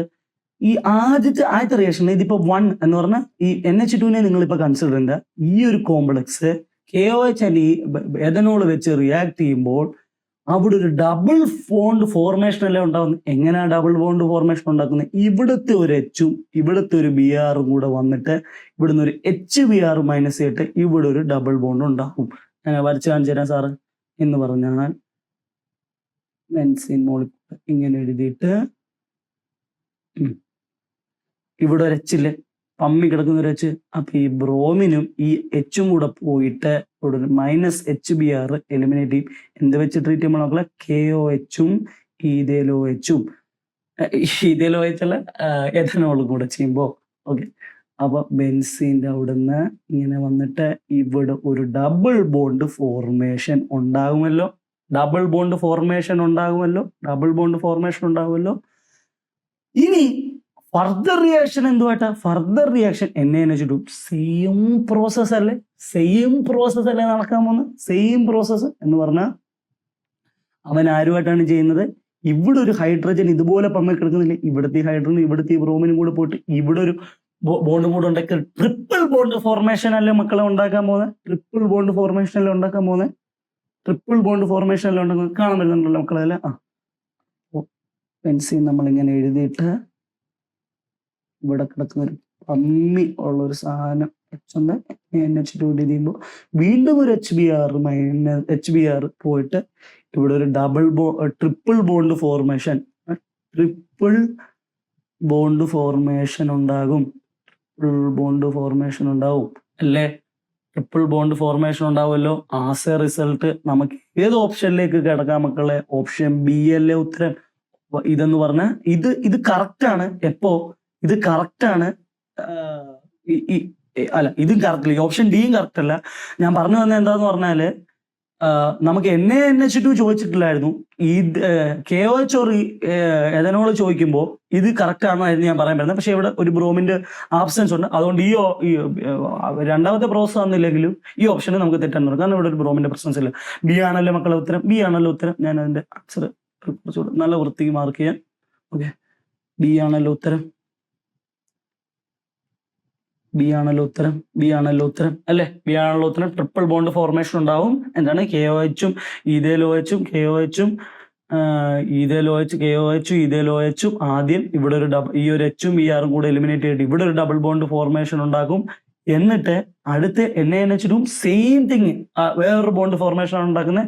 HBr ഇതേപോലെ ഇവിടുത്തെ എച്ച് പമ്മിയിരിക്കുന്ന എച്ച് ഇവിടുത്തെ BRും കൂടെ പോയിട്ട് ഇവിടെ ഒരു HBrന്റെ എലിമിനേഷൻ ഉണ്ടാക്കിയിട്ട് ആ റിസൾട്ട് ട്രിപ്പിൾ ബോണ്ട് ഫോർമേഷൻ ഉണ്ടാക്കുന്നു. അടുത്ത ക്വസ്റ്റ്യനിലേക്ക് പോകാമല്ലോ. അടുത്തതും ഒരു ഓർഗാനിക് റിയാക്ഷൻ തന്നെ. ഓക്കെ, നമുക്കത് വളരെ ഇതായിട്ട് അറിയാലോ മക്കളെ. ഇതാണ് ഓപ്ഷൻ എ, ഇതാണ് ഓപ്ഷൻ ബി, ഇതാണ് ഓപ്ഷൻ സി, ഇതാണ് ഓപ്ഷൻ ഡി. ഓക്കെ, നമുക്ക് പോവാലോ. എന്ന് പറഞ്ഞാൽ ഇതാണ് നമ്മുടെ കോമ്പൗണ്ട്. ഈ ഒരു കോമ്പൗണ്ടിനെ ബ്രോമിൻ എഥനോളിക് എന്നെ വെച്ച്. അപ്പോൾ ഈ ഒരു റിയേജന്റ് കാണുമ്പോൾ നിങ്ങൾ മനസ്സിലാക്കുക ഹോഫ്മാൻ ബ്രോമൈഡ് ആണ്. ഹോഫ്മാൻ ബ്രോമൈഡ് റിയാക്ഷൻ ആണെന്ന് കരുതുക. കാരണം എന്താണ്, ഈ CONH2 എന്ന് പറയുന്ന ആ സാധനത്തിനെ ബ്രോമിൻ എഥനോളിക് NaOH വെച്ച് ട്രീറ്റ് ചെയ്യുമ്പോൾ ഈ CO എന്ന് പറഞ്ഞാൽ ഒരു CO അങ്ങ് പൊട്ടിച്ച് കഴിഞ്ഞിട്ടുള്ള കോമ്പൗണ്ട് നിങ്ങൾ എഴുതിയാൽ മതി. CO അങ്ങ് പൊട്ടിച്ച് കഴിഞ്ഞിട്ടുള്ള കോമ്പൗണ്ട് എഴുതിയാൽ മതി.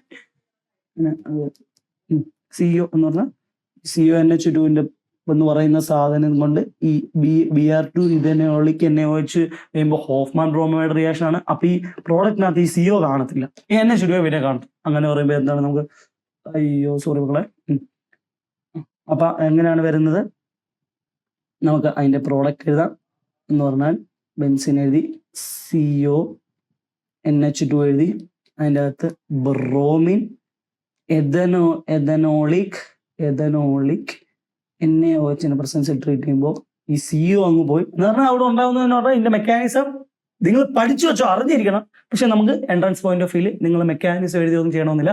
ഡയറക്റ്റ് പ്രോഡക്റ്റ് എഴുതാനുള്ള കഴിവ് നിങ്ങൾക്ക് മതി. ആ CO ഒരു കാർബൺ ഡൈ ഓക്സൈഡ് എന്നൊരു ഹോഫ്മാൻ ബ്രോമൈഡ് റിയാക്ഷനകത്ത് റിയാക്ഷൻ മെക്കാനിസം എഴുതുമ്പോൾ ഈ NaOH ആയിട്ടൊക്കെ റിയാക്ഷൻ ചെയ്തിട്ട് എന്താണ് നമ്മുടെ CO2 ആണ് എലിമിനേറ്റ് ചെയ്ത് പോകുന്നതെന്നൊക്കെ അറിയാം. ആസ് എ റിസൾട്ട് ഇവിടെ എന്താണ് അനിലീൻ ഫോം ചെയ്യും.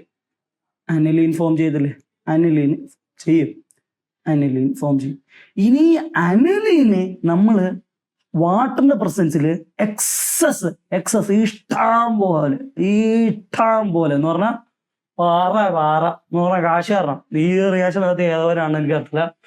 പക്ഷെ മുടി കാശാണ് എന്തോരം ബ്രോമിനെ എടുത്തേക്കുന്ന ഇവൻ.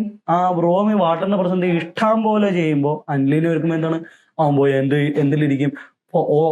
അനിലീൻ എന്ന് പറഞ്ഞാൽ മെറ്റേ പോത്തില്ല, ഓർത്തോയും പാരയിലും പറഞ്ഞു വിടും ആൾക്കാരെ. വേറെ സബ്സ്റ്റിറ്റ്യൂട്ട് വരുമ്പോൾ നീ ഓർത്തോയിലേക്ക് പോ, നീ പാരയിലേക്ക് പോ. പാരയിലോട്ട് പറഞ്ഞു പോകുന്നവനായിരിക്കും ഏറ്റവും സ്റ്റേബിൾ, ഓർത്തോയിലോട്ട് പോകുന്നവൻ മൈനർ പ്രോഡക്റ്റ് ആയിരിക്കും, പാരയിലേക്ക് പോകുന്നവൻ മേജർ പ്രോഡക്റ്റും ആയിരിക്കും. പക്ഷെ എക്സസ് ഉണ്ടെങ്കിൽ അവനെ പിടിച്ച് എന്ത് ചെയ്യുന്നത്, അവനെ പിടിച്ചിട്ട് ഓർത്തോയിൽ ഇരിക്കുക, ഇവിടെ ഇരിക്കും എന്ന് പറഞ്ഞാൽ നമ്മളിപ്പോൾ ഒരു ഓഡിറ്റോറിയത്തിൽ പോകുമ്പോൾ നമ്മൾ ഒരു കല്യാണം അപ്പൊ നമ്മൾ ഒരു ഓഡിറ്റോറിയത്തിൽ പോവാം. കല്യാണം കഴിച്ചിട്ട് ഫുഡ് കഴിക്കാൻ ഒരു ഓഡിറ്റോറിയത്തിൽ പോവാം. അപ്പൊ നമ്മൾ എന്ത് ചെയ്യും, ഒരു ചെറിയൊരു നമ്മളാ ഫുഡ് വിളമ്പുന്ന ആ പന്തല്, ചെറിയൊരു പന്തലാണെങ്കിൽ നമ്മൾ ആദ്യം ബന്ധുക്കാരെ പിടിച്ചിട്ട് ഇവരെ അങ്ങോട്ട് പോകാം, എന്നെ അങ്ങോട്ട് പോകാം, ഓരോരുത്തരായിട്ട്. ഇനിയിപ്പോ ഒരു 10,000 പേർക്ക് ഇരിക്കാൻ പറ്റുന്ന ഒരു വലിയ ഓഡിറ്റോറിയം പോളാ, ഇങ്ങോട്ട് പോളാം, എല്ലാവരും ചെറുക്കൻ വിട്ടൊരു പെണ്ണ് വിട്ടൊരു എല്ലാവരും കയറും, എല്ലാവരും അപ്പുറത്തെ അയൽവാദി വരെ പിടിച്ച് എല്ലാം പിടിച്ച് കയറ്റുന്ന പോലെ തന്നെ ഓർത്തോയിലും പാരയിലും ഈ ബ്രോമിൻ പോയിരിക്കും. ആസ് എ റിസൾട്ട് ഇതെങ്ങനെയാണ് വരുന്നത്, ഈ NH2 പാരാ പൊസിഷനിലും ഓർത്തോ പൊസിഷനിലും ഈ ബ്രോമിൻ പോയിരിക്കും. ഇവിടെ പോയിരിക്കും, ഇവിടെയും പോയിരിക്കും. ഇങ്ങനെ വരുന്ന ഓപ്ഷൻ എ അല്ലേ മക്കളെ ഉള്ളൂ. ഓപ്ഷൻ എ മാത്രമല്ല ഇങ്ങനെ വരുന്നുള്ള ഓപ്ഷൻ ഉള്ളൂ. മനസ്സിലായല്ലോ, വ്യക്തമായിട്ട് മനസ്സിലായല്ലോ എൻ്റെ മക്കൾക്ക്. അടുത്ത ക്വസ്റ്റ്യനിലേക്ക് പോവാമല്ലോടാ. ഓക്കെ, ഇത് പേഴ്സണലി എനിക്ക് ഈ ക്വസ്റ്റ്യൻ പേപ്പറിൽ എൻ്റെ ഫേവറേറ്റ് ക്വസ്റ്റ്യൻ പേപ്പർ എന്ന് പറഞ്ഞാൽ ഇതിനകത്ത് ചെറിയ ഒരു റിഡോക്സ് റിയാക്ഷൻ ഒരു കൺസെപ്റ്റും കൂടി, ചെറിയൊരു റിഡോക്സ് റിയാക്ഷൻ കൺസെപ്റ്റ്. ഇതൊരു മോസ്റ്റ് ബ്യൂട്ടിഫുൾ എന്ന് പറഞ്ഞാൽ എക്സലന്റ് ക്വസ്റ്റ്യൻ ആണ് ഈ ക്വസ്റ്റ്യൻ പേപ്പറിൽ. എനിക്ക് പേഴ്സണലി ഭയങ്കര ഇഷ്ടമുള്ള ക്വസ്റ്റ്യൻ പേപ്പറാണ്. ഈ ക്വസ്റ്റ്യൻ പേപ്പറിലെ ക്വസ്റ്റ്യൻ ആണ്. അപ്പോൾ നമുക്ക് ക്വസ്റ്റ്യൻ നോക്കാം.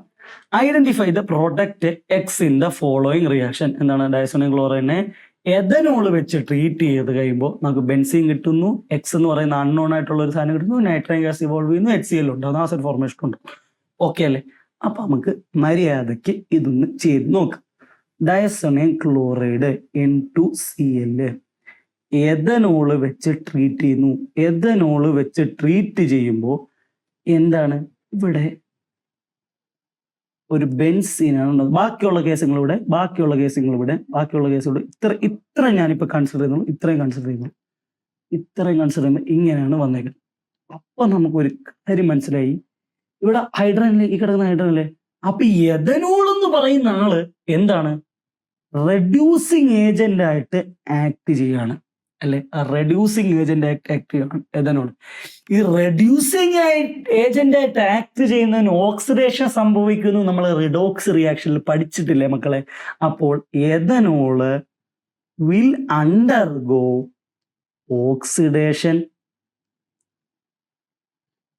എന്തുകൊണ്ടാണ് മക്കളെ ഈ ഡയസോണിയം ക്ലോറൈഡിൽ ഈ N2Cl മാറ്റിട്ട് ഇവിടെ ഒരു H മാറ്റുന്നപ്പോൾ ഈ ഇടക്ക് കയറി കളിച്ചവനായ എഥനോള് ആണ് ആ റിഡക്ഷന് കാരണമെന്ന് നമ്മൾ മനസ്സിലായി. അപ്പോൾ അവന്റെ റെഡ്യൂസിങ് ഏജന്റ് ആണെന്നുള്ള കൺക്ലൂഷനിലേക്ക് നമ്മൾ എത്തി. അപ്പൊ നമ്മൾ റിഡോക്സ് റിയാക്ഷനിൽ പഠിച്ചിട്ടില്ലേ, ആരാണോ റെഡ്യൂസിങ് ഏജന്റ് അവൻ ഓക്സിഡേഷന് വിധേയമാകും. ഓക്കെ, അവൻ ഓക്സിഡേഷന് വിധേയമായല്ലോ. അപ്പൊ ഓക്സിഡേഷന് ഈ CH3CH2OH വിധേയമായി കഴിഞ്ഞാൽ, ഓക്സിഡേഷന് വിധേയമായി കഴിഞ്ഞാൽ, ഓക്സിഡേഷൻ എന്ന് പറഞ്ഞാൽ എന്തോ, ഒന്നെങ്കിൽ ഓക്സിജൻ ആഡ് ചെയ്യുക അല്ലെങ്കിൽ നമ്മുടെ ഹൈഡ്രജനെ എടുത്തോളാം. അപ്പം നമുക്കറിയാം എഥനോളിനെ ഓക്സിഡേഷൻ ചെയ്ത് കഴിഞ്ഞാൽ CH3CHO ആണ് കിട്ടുന്നത്. ഇനിയും ഇവനെ ഫർദർ ഓക്സിഡേഷൻ നടത്തിയാൽ നമുക്ക് മനസ്സിലാവും, ഇവനെ ഫർദർ ഓക്സിഡേഷൻ നടത്തിയാൽ CH3COOH എഥനോയിക് ആസിഡ് കിട്ടുമെന്നറിയാം. ഇത് എഥനോളായിരുന്നു. എഥനോളിനെ ഓക്സിഡേഷൻ നടത്തുമ്പോൾ എഥനാളാകും. അവനെ വീണ്ടും ഓക്സിഡേഷൻ നടത്തിയാൽ അവൻ എഥനോയിക് ആസിഡുമാകും. പക്ഷേ ഈ സ്റ്റെപ്പ് ഈ റിയാക്ഷനിൽ നടക്കില്ല. എന്ന് പറഞ്ഞാൽ ethanoic acid will not form. കാരണം ഇവിടെ ഈ നിൽക്കുന്നവൻ ഒരു വീക്ക് ഓർ മൈൽഡ് എന്താണ്, ഓക്സിഡൈസിങ് ഏജന്റ് ആണ്. അപ്പോൾ അവൻ ഒരിക്കലും diazonium salt weak or mild oxidising agent, അവൻ ഒരിക്കലും എഥനോളിനെ എഥനോയിക് ആസിഡ് ആക്കാൻ സമ്മതിക്കത്തില്ല. അവനെ ജസ്റ്റ് ഒന്ന് ഓക്സിഡേഷൻ ചെയ്യിപ്പിച്ചിട്ട് അവനെ എഥനാൾ ആക്കാൻ മാത്രമേ സമ്മതിക്കൂ. അവനെ എഥനോയിക് ആസിഡ് പോകുമ്പോൾ വേണ്ട നീ പോവല്ലേ, അയ്യോ അച്ഛാ പോവല്ലേ എന്ന് പറഞ്ഞിട്ട് അവൻ എഥനാളാക്കത്തുള്ളൂ. എഥനാൾ ഓപ്ഷൻ ഏതാ? ബി അല്ലേ? നമുക്ക് ചാടി കയറി മാർക്ക് ചെയ്യാമല്ലോ ബി ആണെന്ന്. എഥനോയിക് ആസിഡ് ആകാൻ നല്ല സാധ്യത ഉണ്ടായിരുന്നു ഇവൻ ഒരു സ്ട്രോങ് ഓക്സിഡൈസിങ് ഏജന്റ് ആയിരുന്നെങ്കിൽ. അപ്പം ഇവനും അല്ല ഉത്തരമെന്ന് നമുക്ക് മനസ്സിലായി. അടുത്ത ക്വസ്റ്റ്യനിലേക്ക് നമുക്ക് തുള്ളി പോകാമല്ലോ മക്കളെ. Okay, which among the following is aromatic? ഞാൻ ചെയ്ത 4 ക്വസ്റ്റ്യൻ പേപ്പറിലും അരോമാറ്റിക്കിന്റെ ഒരു ക്വസ്റ്റ്യൻ ഉണ്ടായിരുന്നു. ഈ 24 ചെയ്ത്, നമ്മൾ 23 ചെയ്ത്, 22 ചെയ്ത്, 21 ചെയ്തു. ഈ 4 ക്വസ്റ്റ്യൻ പേപ്പറും നിങ്ങൾ ഹക്കൽസ് റൂളിന്റെ ബേസിൽ അരോമാറ്റിസിറ്റി കണ്ടുപിടിക്കുന്ന ചോദ്യങ്ങൾ നിങ്ങൾ കണ്ടു. ഞാൻ വീണ്ടും അതിന്റെ ഇമ്പോർട്ടൻസിനെ എടുത്ത് പറയേണ്ട കാര്യമില്ല. നിങ്ങൾ ഈ ക്വസ്റ്റ്യൻ പേപ്പർ ചെയ്യുമ്പോൾ നിങ്ങൾക്ക് ഹക്കൽസ് റൂൾ അല്ലെങ്കിൽ അരോമാറ്റിസിറ്റി എന്തോരം ഇമ്പോർട്ടൻ്റ് ആണെന്ന് മനസ്സിലാക്കണം. ഇത് അറിയത്തില്ല, കുഴപ്പമില്ല. നിങ്ങൾ ഈ ക്വസ്റ്റ്യൻ ചെയ്യുമ്പോൾ പുസ്തകം നിങ്ങളുടെ ജനറൽ ഓർഗാനിക് കെമിസ്ട്രിയുടെ ടെക്സ്റ്റോ അല്ലെങ്കിൽ നിങ്ങളുടെ നോട്ടോ എടുത്തിട്ട് നിങ്ങൾ സൈഡിൽ വെച്ചിട്ട് അത് പഠിക്കേ. ഈ വീഡിയോ കണ്ടുകൊണ്ടിരിക്കുക, ഈ വീഡിയോയിലുള്ള ക്വസ്റ്റ്യൻ പേപ്പർ ചെയ്യുന്ന പോലെ ആ ക്വസ്റ്റ്യൻ പേപ്പറിൽ പറയുന്ന കൺസെപ്റ്റ് കൂടെ നിങ്ങൾ പഠിച്ചു പോയാൽ എന്താ, അങ്ങനെ തന്നെ നിങ്ങൾ പഠിക്കണം. അതാണ് പഠിക്കേണ്ടതിന്റെ ഏറ്റവും പ്രോപ്പർ രീതി. ഓക്കെ, അപ്പൊ ഹക്കൽസ് റൂൾ എന്താണ് പറയുന്നത്? ഹക്കൽസ് റൂൾ എന്ന് പറഞ്ഞാൽ പ്ലെനാർ ആയിരിക്കണം. അതുപോലെ തന്നെ 4n+2π ഇലക്ട്രോൺസ് കാണണം. സൈക്ലിക് ആയിരിക്കണം അല്ലേ പറയുന്നേ? ഇവിടെ നോക്കുമ്പോൾ ഈ ഒരു കോമ്പൗണ്ടിൽ നോക്കുമ്പോൾ എന്ന് പറഞ്ഞ കോമ്പൗണ്ടിൽ നോക്കുമ്പോൾ 4π ഇലക്ട്രോൺ ആണുള്ളത്. ഇവിടെ sp3 ഹൈബ്രിഡൈസേഷൻ ആണ്. അതുകൊണ്ട് ഇവൻ നോൺ പ്ലേനാറും ആണ്. അതുകൊണ്ട് എന്താണ്, ഇവൻ ഒരിക്കലും അരോമാറ്റിസിറ്റി കാണിക്കത്തില്ല. ഞാൻ അതും കൂടെ എഴുതി വെക്കുക. ഇത് നോൺ പ്ലേനാർ ആണ്. നോൺ പ്ലേനാർ ആണ്. അതേപോലെ തന്നെ ഇവിടെ sp3 ഹൈബ്രിഡൈസേഷൻ ആയതുകൊണ്ട് അത് എന്തായാലും ഇത് നോൺ പ്ലേനാർ ആണ്. അതുകൊണ്ട് ഇവിടെ 4π ഇലക്ട്രോൺ ഉള്ളൂ. നമുക്ക് അരോമാറ്റിസിറ്റി കാണിക്കണമെന്നുണ്ടെങ്കിൽ 2, 6, 10π ഇലക്ട്രോൺസ് ഉള്ള ഒരു രീതിക്ക് കാണിക്കുകയും വേണം. അപ്പൊ ഇതെന്തായാലും ഇവൻ കാണിക്കത്തില്ലെന്ന് നമുക്ക് മനസ്സിലായി. ഇവിടെ നോക്കുമ്പോൾ ഇവിടെ 2π ഇലക്ട്രോൺസ് ഉണ്ട്, അരോമാറ്റിസിറ്റി കാണിക്കാനുള്ളതുണ്ട്. പക്ഷെ ഇവൻ സൈക്ലിക്കുമല്ല. ഇവിടുത്തെ ഒരു sp3 കാർബൺ അതിനെ നോൺ പ്ലൈനർ ആക്കുകയും ചെയ്യുന്നു. അപ്പൊ ഇവനും അരോമാറ്റിസിറ്റി കാണും. ഇവന്റെ കേസിൽ പെർഫെക്റ്റ് ആണ് എന്ന് പറഞ്ഞാൽ 6π ഇലക്ട്രോൺസും ഉണ്ട്, കോൺജുഗേഷൻ ഉണ്ട്, സൈക്ലിക് ആണ്. എല്ലാ രീതിയിലും നോക്കുമ്പോൾ ഇവൻ അരോമാറ്റിക് ആണ്. ഓക്കെ, ഇത് നോക്കാലോ. ഇവനും പെർഫെക്റ്റ് ആയിരുന്നു. പക്ഷെ 2π ഇലക്ട്രോൺ ആവശ്യമില്ല. എന്തിനാ മര്യാദയ്ക്ക് കുറിച്ചപ്പെടും? എന്തിനാ ഒത്തിരി അധികം എടുക്കാൻ പോകുന്നത്? ആട്ടത്തില്ല. 8π ഇലക്ട്രോൺ ഉള്ളതുകൊണ്ട് ഇവനും അരോമാറ്റിക് അല്ല. നമ്മുടെ ആൻസർ ഓപ്ഷൻ സി ആണ് answer option.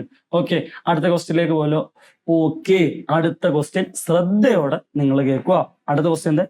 Using the Arrhenius concept find out the value of k at t is equal to infinity. t യുടെ വാല്യൂ ഇൻഫിനിറ്റി ആകുമ്പോൾ ഇതിന്റെ k യുടെ വാല്യൂ കണ്ടുപിടിക്കും. അപ്പൊ നമുക്കറിയാലോ k is equal to a e raised to minus E raise to minus E A by R T ആണല്ലോ.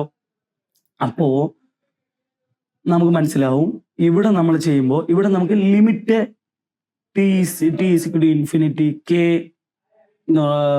എന്നാൽ limit T tends infinity K എന്ന് പറഞ്ഞാൽ നമ്മുടെ ഇക്വിലിബ്രിയം കോൺസ്റ്റന്റ്. ഈ എ കോൺസ്റ്റന്റ് ആയിട്ട് നമ്മൾ വെളിയെടുക്കാം. Limit T raise to infinity E raise to minus A by R T ചെയ്യുമ്പോൾ ഇതിങ്ങനെ ചെയ്യുക. അങ്ങനെ ചെയ്യുമ്പോൾ ഈ ടിയുടെ അവിടെ ഇൻഫിനിറ്റി നമ്മൾ സബ്സ്റ്റിറ്റ്യൂട്ട് ചെയ്യുമ്പോൾ E A by R infinity എന്ന് പറഞ്ഞാൽ അത് 0 ആണെന്ന് മനസ്സിലായി. C A by R infinity എന്ന് പറഞ്ഞാൽ 0 ആണല്ലോ. 1 ബൈ ഇൻഫിനിറ്റി 0 ആണെന്ന് നമുക്കറിയാം. 1 ബൈ ഇൻഫിനിറ്റി എന്ന് പറഞ്ഞാൽ 0 ആണെന്ന് നമുക്കറിയാം.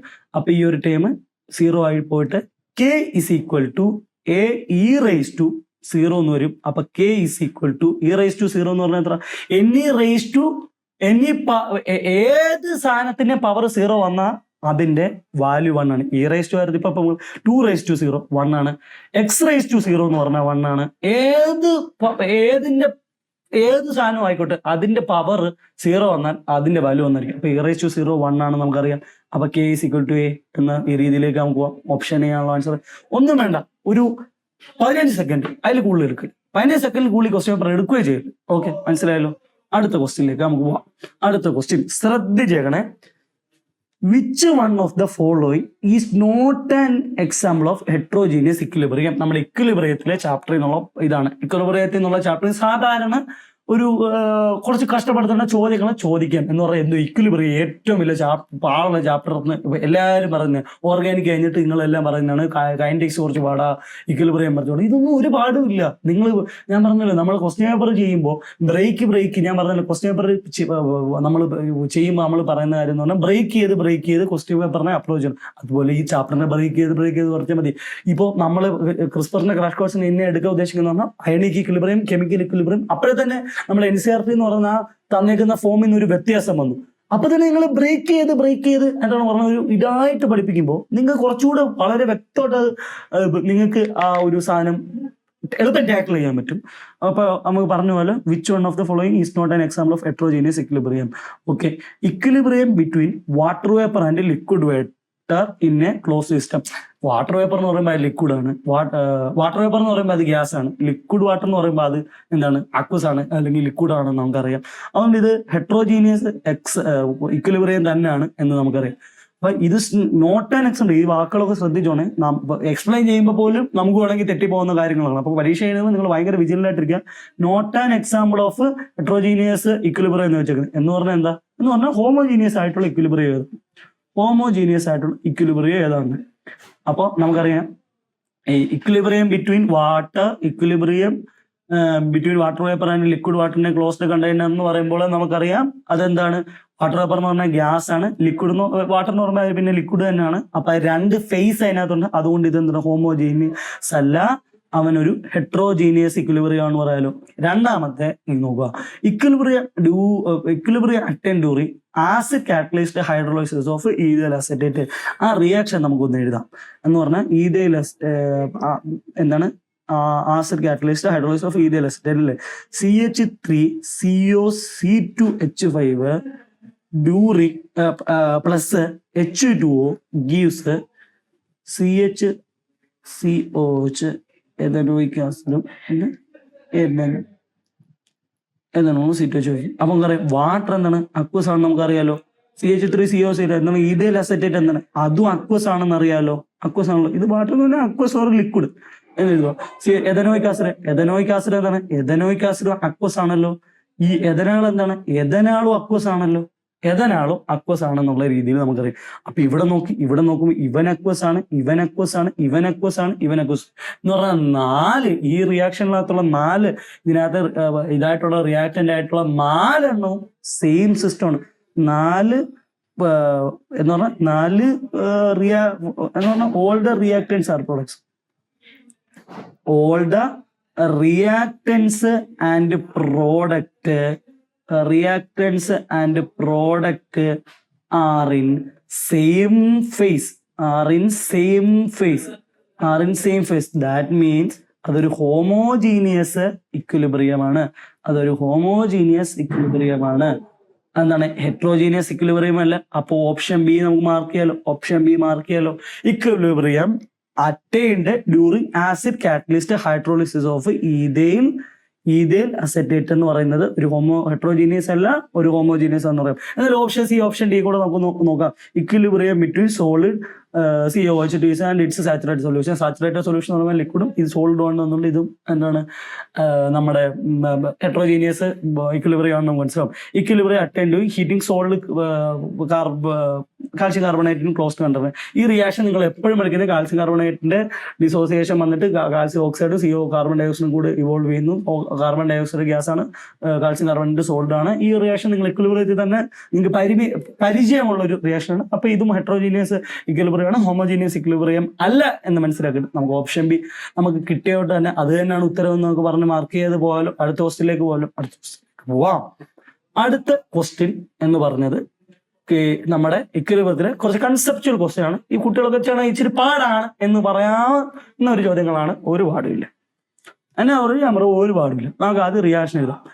ആദ്യം ക്വസ്റ്റ്യൻ വായിക്കാം. At 60 degree Celsius 50% of N2O4 is dissociated into NO2.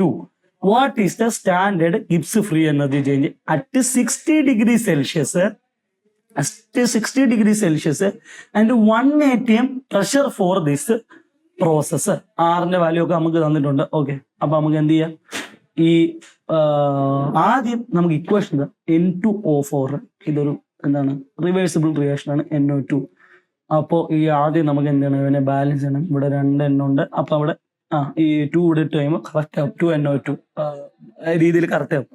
അപ്പൊ ഇനീഷ്യലി ഈ റിയാക്ഷൻ കൊടുക്കുമ്പോൾ എന്താണ് N2O4 ഒന്നുണ്ട്, ഇവനൊന്നും ഉണ്ടായിട്ടില്ല. NO2 0 ഉണ്ട്. ഇനി അറ്റ് ടി ടൈമില് ഇവൻ എന്തുണ്ട്? ആൽഫ ആണ് എന്ന് പറഞ്ഞാൽ ആൽഫ സാധനം ഉണ്ടായി. അങ്ങനെ ആകുമ്പോൾ ഇവൻ എന്താണ് അറ്റ് ടി ടൈം 1 മൈനസ് ആൽഫയും. ആൽഫ എന്ന് പറഞ്ഞാൽ നമുക്ക് അവിടെ തന്നിട്ടുണ്ട് എത്ര % ഡിസോസിയേറ്റ് ആയെന്ന് പറഞ്ഞാൽ ആൽഫ. അപ്പൊ ആൽഫ എന്ന് പറഞ്ഞാൽ 50% എന്ന് പറഞ്ഞാൽ 0.5 ആണ്. അപ്പൊ ഒന്നുകൂടെ പറഞ്ഞാൽ മക്കളെ അറ്റ്ലീസ്റ്റ് 50% N2O4 ഡിസോസിയേറ്റ് ചെയ്തിട്ടുണ്ടെന്ന് പറഞ്ഞിട്ടുണ്ട്. ആൽഫ എന്ന് പറഞ്ഞാൽ ഡിസോസിയേഷനെ കാണിക്കുന്ന ടേമാണ്. 50% എന്ന് പറയുമ്പോൾ അതിന് നമ്മൾ 1 ഇത് വെച്ച് കഴിയുമ്പോൾ നമുക്ക് 0.5 എന്ന് എഴുതാം. 60% എന്ന് പറയുമ്പോൾ 0.6 എന്ന് എഴുതുന്ന പോലെ തന്നെ 50% എന്ന് പറഞ്ഞാൽ 0.5 എന്ന് പറഞ്ഞ് നമുക്ക് എഴുതാം. ഓക്കെ അല്ലേ? അപ്പോ 50% ഓഫ് N2O4 ഡിസോസിയേറ്റ് ആയിരുന്നു പറഞ്ഞിട്ടുണ്ട്. അപ്പോ ഇനിഷ്യലി 1 ആയിരുന്നു. അപ്പൊ N2O4 1 ആയിരുന്നു, NO2 0 ആണ്. അറ്റ് ടി ടൈം പറയുമ്പോൾ 1 മൈനസ് ആൽഫ എന്ന് പറഞ്ഞാൽ കുറച്ച് ആദ്യം ഒന്നുണ്ടായിരുന്നു, അതിന് കുറച്ച് ഡിസോസിയേറ്റ് പോയിട്ട് ബാക്കി എത്ര ഉണ്ടോ അതായിരിക്കുമല്ലോ N2O4. പക്ഷെ തിരിച്ച് NO2 വരുമ്പോൾ അവിടെ 2 ആൽഫ ആയിരിക്കും വരുന്നത്. എന്ന് പറഞ്ഞാൽ ഒരു NO2 മോളിക്യൂളിൽ ആൽഫ സാധനം ഉണ്ടാവുന്നു. പക്ഷെ 2 NO2 മോളിക്യൂൾ ഉള്ളതുകൊണ്ട് അവിടെ 2 ആൽഫ ഉണ്ടാകുമെന്ന് നമുക്കറിയാമല്ലോ. ഓക്കെ, മനസ്സിലായല്ലോ. N2O4 ഇനിഷ്യലി 1 മോളിക്യൂൾ ആയിരുന്നു. അപ്പോ ഇനിഷ്യലി 1 മോളിക്യൂളേ ഉള്ളൂ N2O4. പക്ഷെ 2NO2 ഇനിഷ്യലി എടുക്കുമ്പോൾ 0 ഉള്ളൂ. ഓക്കെ, ഇനി അറ്റ് ടി ടൈമിലേക്ക് പറയുമ്പോൾ കുറച്ചങ്ങ് പോയി കാണത്തില്ലേ N2O4 കുറച്ചങ്ങ് പോയി കാണത്തില്ലേ? ആ കുറച്ച് പോയതിനെയാണ് നമ്മൾ ഡിസോസിയേഷൻ 50% എന്ന് പറഞ്ഞാൽ ആൽഫ എന്ന് നമ്മൾ പറഞ്ഞു വിളിക്കുന്നത് 0.5. അപ്പൊ കുറച്ചങ്ങ് പോയി ചെയ്യുമ്പോൾ പിന്നെ ഒന്നിന് അത് കുറച്ചിട്ടുള്ള വാല്യൂ അല്ലേ N2O4 കാണത്തുള്ളൂ. പിന്നെ NO2 ഒരു മോളിക്കൂൾ NO2 എത്ര അങ്ങ് പോയി അത് അപ്പുറത്തുണ്ടാവത്തില്ലേ? പക്ഷെ 2 മോളിക്കൂൾ ആകുമ്പോൾ അവിടെ 2 ആൽഫ ഉണ്ടാവത്തില്ലേ? ഉണ്ടാകുമല്ലോ. അപ്പൊ എന്താണ്? ഇപ്പൊ 1 നമ്മൾ എഴുതി 1 മൈനസ് ആൽഫ, ഇവിടെ വാല്യൂ 0.5. അതുപോലെ തന്നെ 2 ആൽഫ എന്ന് പറയുമ്പോൾ 2 × 0.5. റിസൾട്ട് ഇവിടെ 0.5ഉം ഇവിടെ 1ഉം ഉണ്ടാകുന്നു. ഇനി നമുക്ക് പാർഷ്യൽ പ്രഷർ ഓഫ് N2O4 കണ്ടുപിടിക്കാമല്ലോ. പാർഷ്യൽ പ്രഷർ ഓഫ് N2O4 എന്ന് പറയുമ്പോൾ number of N2O4 divided by number of moles ആണ്. Number of moles N2O4 plus number of moles of 2NO2 എന്ന് പറയുമ്പോൾ ഇവിടെ 0.5 ആണ് മോൾസ് വരുന്നത്, ഇവിടെ 1.5 ആണ് ടോട്ടൽ മോൾസ് എന്ന് പറഞ്ഞാൽ. ടോട്ടൽ നമ്പർ ഓഫ് മോൾസ് എന്ന് പറയുന്നത് 1.5 ആണ്. അങ്ങനെ പറയുമ്പോൾ ഈ N2O4 പാർഷ്യൽ പ്രഷർ എന്ന് പറഞ്ഞാൽ 1/3 വരും. അതേപോലെ തന്നെ 1 1/3 മൈനസ് ചെയ്യുമ്പോൾ നമുക്ക് പാർഷ്യൽ പ്രഷർ ഓഫ് NO2 കിട്ടും. അത് 2/3 കിട്ടും. ഇനി നമുക്ക് ഇത് വെച്ചിട്ട് എന്ത് കണ്ടുപിടിക്കാം? KP കണ്ടുപിടിക്കുമ്പോൾ എങ്ങനെയാണ്? പാർഷ്യൽ പ്രഷർ ഓഫ് NO2 ഇവിടെ 2 NO2 ഉള്ളതുകൊണ്ട് ആ 2 പവറിൽ വരും. ആ പവറിൽ അവനെ കൊണ്ടിട്ടിട്ട് പാർഷ്യൽ പ്രഷർ ഓഫ് N2O4 എന്ന് എഴുതുക. ഓക്കെ അല്ലേ? എന്ന് പറയുമ്പോൾ ഈ 2/3 the whole square divided by 1/3 എന്ന് എഴുതുക. അപ്പോ ഇത് 4/3 എന്ന് വരും. എന്ത്? KP വരും.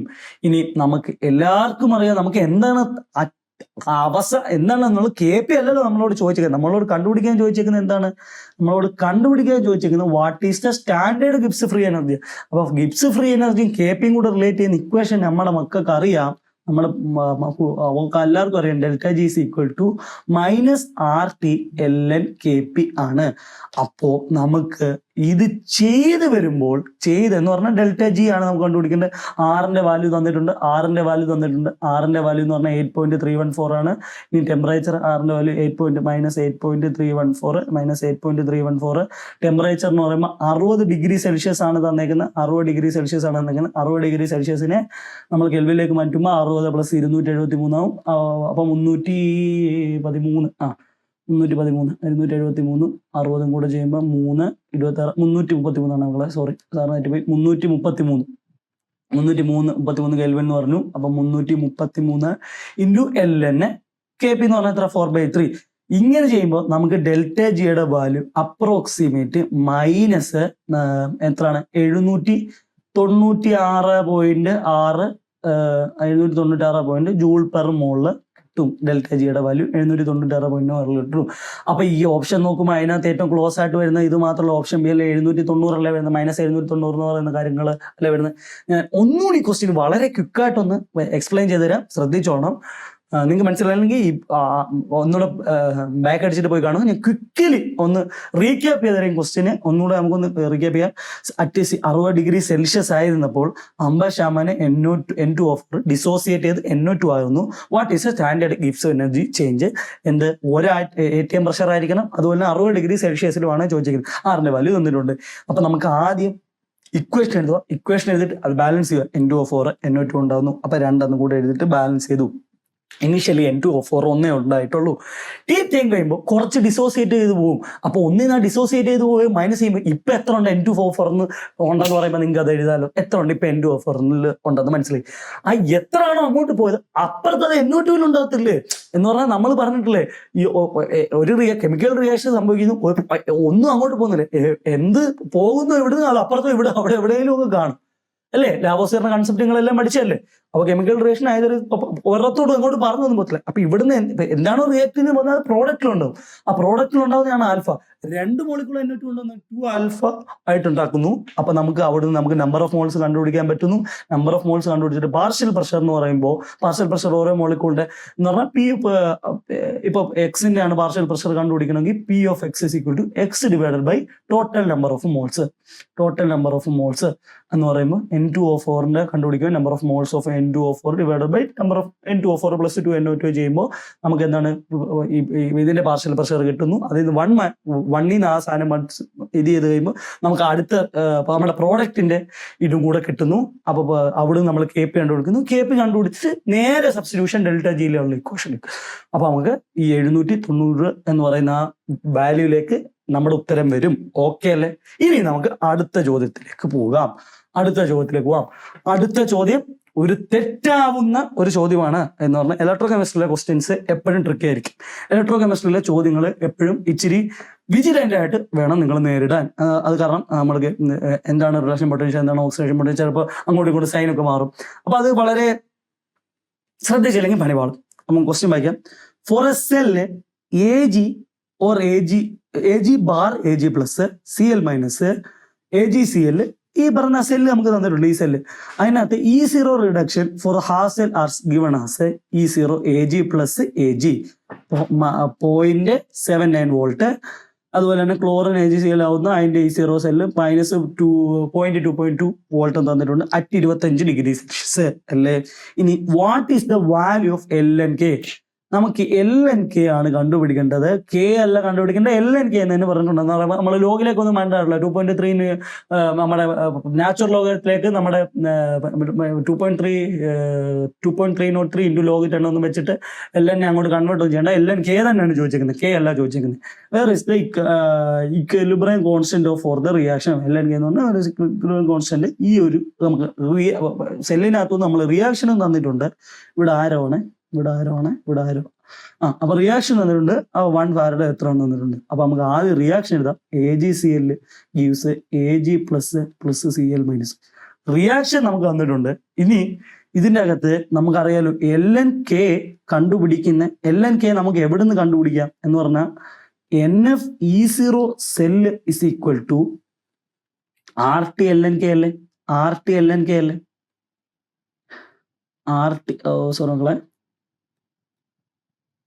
NfE സെൽ എന്ന് പറഞ്ഞത് RT-LNK അല്ലേ.